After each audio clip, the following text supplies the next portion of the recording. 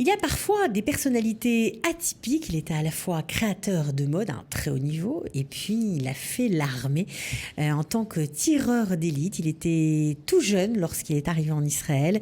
Vraiment un personnage haut et en couleur comme on les aime. Restez avec nous, c'est son Alia Story. Ils ont relevé le défi de l'Alia. Alia Story, c'est vous, c'est nous. Il ne faut pas sourire, je pense vraiment ce que je dis. Franchement, chapeau, parce que vous avez un parcours qui va en faire rêver plus d'un. Voilà. D'abord, bienvenue, Reuven. Alors, merci de me recevoir. Avec plaisir, Reuven Zana. Vous êtes là depuis 2 ans et 2 mois. C'est ça. Vous avez un parcours, on va dire, scolaire classique, a priori, parce que vous étiez dans des écoles juives, Yavne, l'Alliance, et puis à l'âge de 15 ans, vous vous êtes mis à rêver de devenir entrepreneur et de travailler dans la mode, tout simplement. C'est ça. Je me suis dit que j'ai des rêves, j'ai des envies, des projets.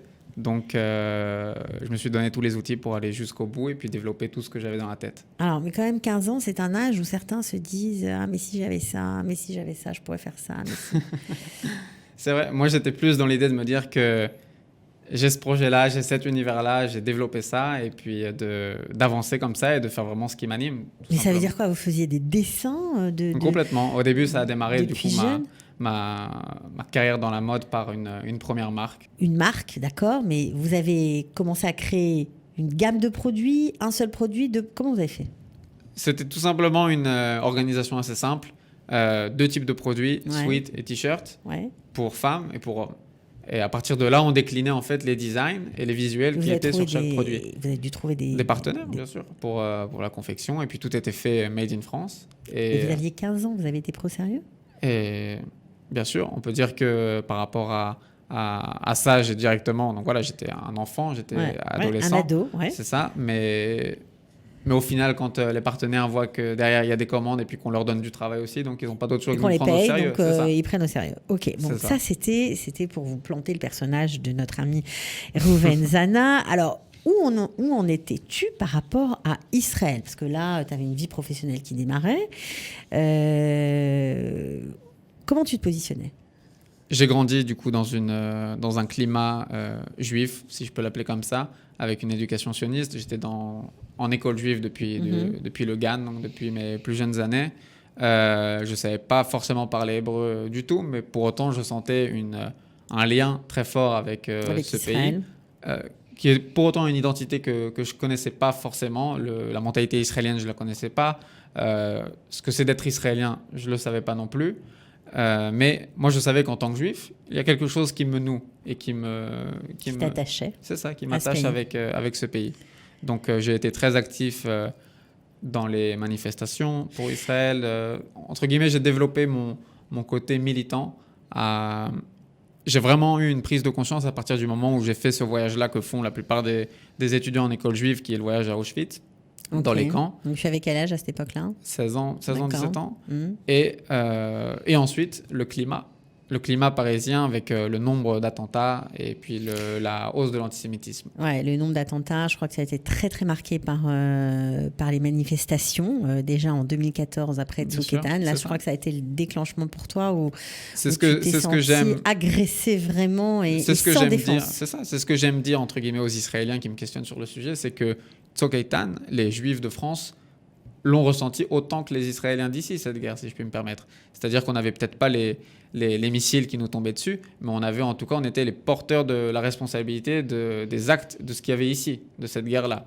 Et les manifestations en France le montrent. Il n'y a pas eu de manifestations aussi violentes ces dernières années. Ça veut dire quoi? Que tu faisais des contre-manifs? On se rappelle les images violentes, place de la République, de ces pro-palestiniens avec des drapeaux palestiniens, avec il y avait des armes, il y avait même des armes. Oui, tout à fait.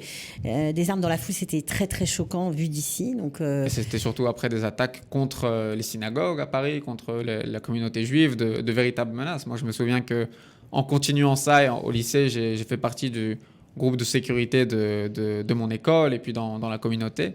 Et je me suis retrouvé à 17 ans à porter un gilet pare-balles en plein Paris pour surveiller la sortie des élèves de l'école qui sont âgés d'1 ou 2 ans de moins que moi. Ouais. Et donc, c'est quand même fou de se dire qu'en plein milieu de l'Europe, il y a des gens qui sont amenés et qui ne font pas partie d'un corps militaire ou policier ou peu importe, et surtout des adolescents, à porter un gilet pare-balles, à être en mesure à identifier des menaces, etc., terroristes ou criminels, tout simplement parce qu'ils sont visés en tant que juifs.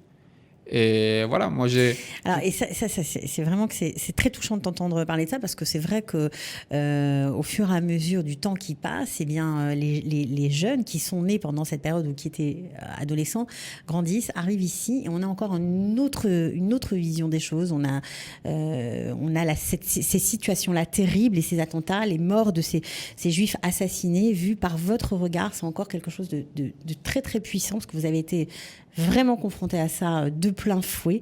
Je crois qu'Hypercacher aussi, ça t'a bouleversé, comme tout le monde, mais ça a été quelque chose de fondateur chez toi. Également, parce que voilà, je sais que c'est un magasin qui d'abord est situé à 500 mètres de mon école, de là où j'habite aussi, etc. Donc qui est vraiment un endroit communautaire, en plus d'être un supermarché, c'est-à-dire que énormément d'amis y vont. J'y suis allé plusieurs fois et tout ça, et puis on sent vraiment que cette fois, la menace, elle n'est plus chez le voisin, elle est vraiment chez nous. C'est-à-dire que c'est plus quelque chose qui vient du hasard et qui peut tomber sur quelqu'un comme ça. C'est vraiment nous cibler et vraiment à la porte d'à côté. Donc ça a été un choc, dans le sens où j'ai compris que peu importe ce qu'on ferait et comment on le ferait, les Juifs en France seraient toujours une cible. Et la réponse de la population à ça, elle a aussi été très, très révélatrice chez moi. C'est-à-dire que après les énormes manifestations qu'il y a eu aussi pour Charlie Hebdo et tout ça en France. Le Bataclan aussi, tu as les attentats du mois de novembre 2015, ça t'a aussi bouleversé. Bien sûr, mais j'ai toujours eu l'impression que les gens considéraient en fait les attentats contre la communauté juive comme une entité, et les attentats contre les citoyens français, entre guillemets, comme quelque chose de distinct. On va dire les Français qui sont d'une autre religion. C'est ça, mais on nous voyait quand même comme un groupe à part en fait. C'est ce que tu as ressenti. Bien sûr. Et moi je me suis demandé, même si jamais il n'y avait pas eu de Charlie Hebdo, est-ce que les gens seraient descendus autant dans la rue pour... Je crois que tu n'es pas le seul à t'être posé la question. Beaucoup se sont posé cette question. Maintenant, en préparant l'émission, tu m'as expliqué que ce qui était aussi très dur pour toi, c'est que tu étais donc dans un lycée juif, gardé par l'armée, et tu voyais, en rentrant chez toi, une plaque commémorative d'un lycée non juif à côté. C'est ça, d'une école primaire précisément. D'une école primaire, voilà. Qui rappelait que quand ces murs, en ces lieux, en 1942, 18 enfants juifs ont été déportés et assassinés à Auschwitz parce qu'ils étaient juifs. Et quand on nous disait du coup à l'école de cacher notre identité, entre guillemets, en sortant pour des raisons de sécurité, d'enlever la kippa, de courir jusqu'au métro, etc., pour éviter de créer des mouvements de foule dehors et tout ça, après je pouvais pas en fait aller dans cette rue, passer, regarder cette plaque et me dire que ce qui s'est passé il y a 70 ans ici, on est en train de recréer les mêmes mécanismes en termes de prévention. Et c'est comme si on n'avait rien appris en fait de toute cette période. Et je me suis senti... Tu t'es senti une cible, surtout. C'est ça, mais une cible active, une cible qui veut répondre à cette menace. Alors, pendant ce temps, tout en ressentant tout ça, tout ce que tu viens de nous expliquer très justement, tu commences à prendre, on va dire, des galons dans le milieu de la mode. Tu commences à bien fonctionner avec Biwal, qui commercialement marche très bien. Tu vends sur Internet, mais tu vas plus loin. Tu rêves d'être un vrai couturier, et tu te lances dans un défilé de haute couture. Alors là, c'est incroyable. T'as 17 ans. L'aventure de Biwal, elle a duré 1 an. Après, j'ai vite compris que je souhaitais... progresser entre guillemets, et puis me diriger vers de nouveaux projets, de nouvelles opportunités, des choses qui me passionnaient plus. Donc sortir d'une idée de tout simplement designer et de mettre sur des t-shirts, mais vraiment de créer un vêtement. C'est-à-dire du début à la fin, en passant par la direction artistique, en passant par gérer les mannequins, de savoir ce que ça... d'imaginer vraiment une image globale à la fin, une image de la femme, et de pouvoir le retranscrire de mes idées par le dessin jusqu'au vêtement fini. Et donc j'ai travaillé pendant 1 an aussi en parallèle du lycée.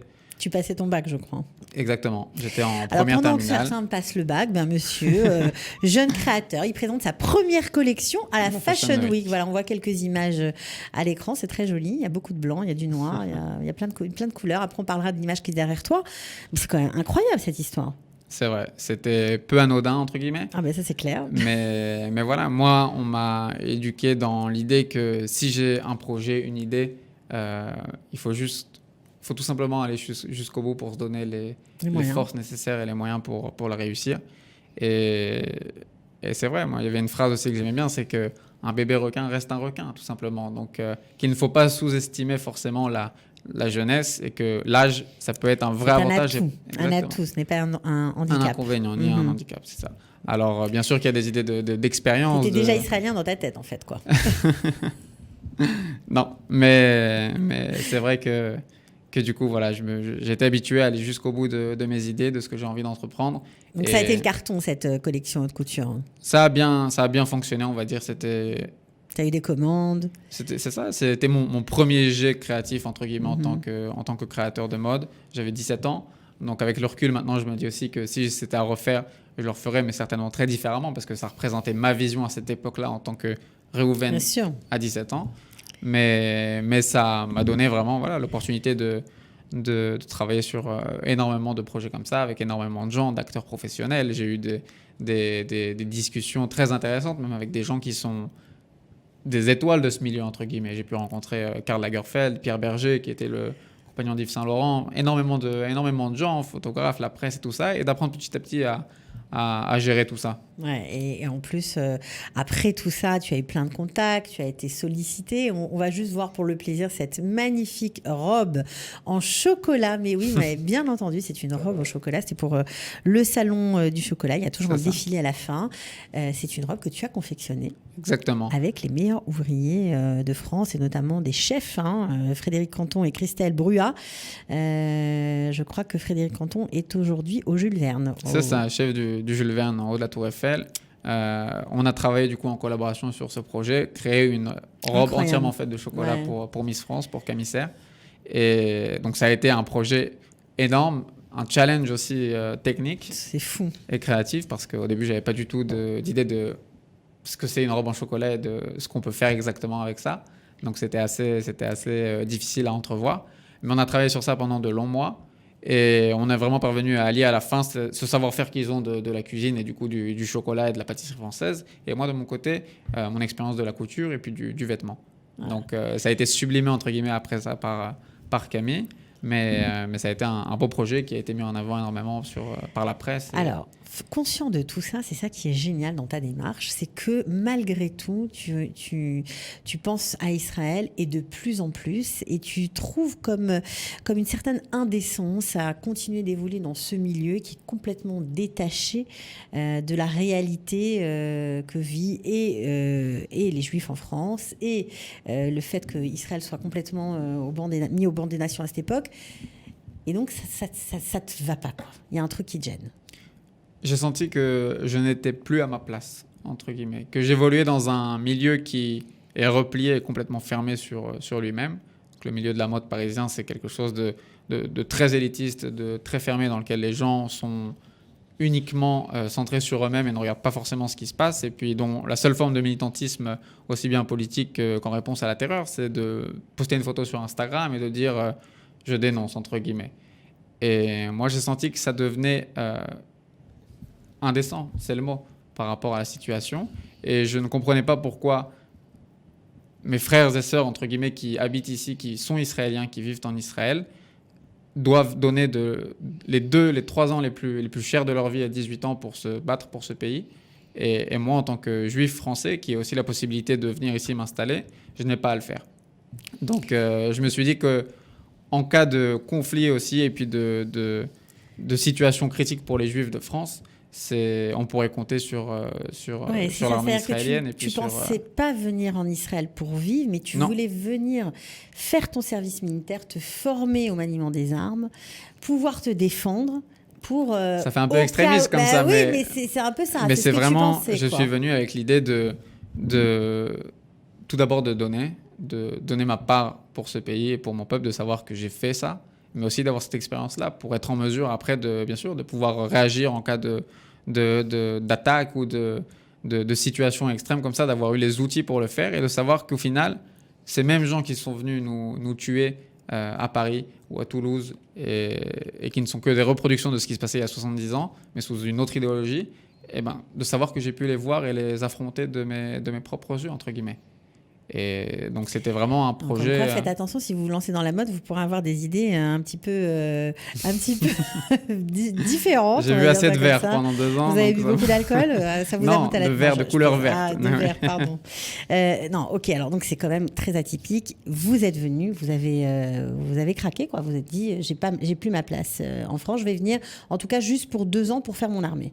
Je vais venir pour 1 an et demi au Au début. début. Mais vous êtes resté 2 ans finalement. C'est ça, uniquement dans l'idée de venir de servir. Donc, ça a été quelque chose de préparé. C'était pas non plus une décision Préparer, c'est simple moins à prendre. qu'on puisse dire, parce que vous avez fait une préparation physique, mentale, psychologique pour être rentré directement à l'armée. Alors vous ne connaissiez pas l'hébreu, rien du C'est tout. ça. Vous êtes préparé à faire l'armée. C'est ça, je n'avais pas de famille ici, je n'avais pas de la langue non plus, je Ouais. ne connaissais pas la culture israélienne, mais je savais Donc uniquement... tout ça en même temps, quoi. C'est ça, mais je La connaissais mon mode, objectif. l'objectif. Alors, c'était quoi vos journées le Non, matin? j'ai fait une sorte de reconversion après ça. J'ai pris cette année-là après le bac pour mener encore des projets personnels et professionnels, Ouais.